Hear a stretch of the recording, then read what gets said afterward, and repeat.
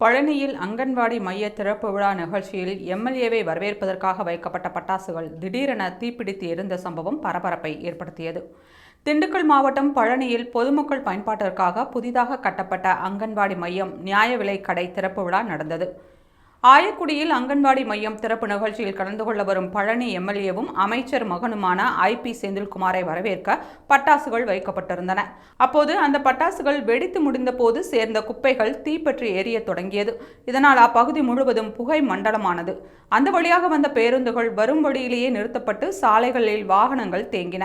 இது நடந்து கொண்டிருந்த போதே விழாவின் சிறப்பு விருந்தினரான ஐ.பி. செந்தில்குமார் காரில் வந்தார். இதை கண்ட அவர் உடனடியாக காரிலிருந்து இறங்கி நிர்வாகிகளுடன் சேர்ந்து தீயை அணைக்க உதவினார். பழனி சட்டமன்ற உறுப்பினரை வரவேற்க பட்டாசு வெடித்த போது திடீரென தீப்பற்றிய சம்பவம் அப்பகுதியில் பரபரப்பை ஏற்படுத்தியது. சாலைகளில் வாகனங்கள் நிறுத்தப்பட்டதால் சிறிது நேரம் போக்குவரத்து பாதிக்கப்பட்டது.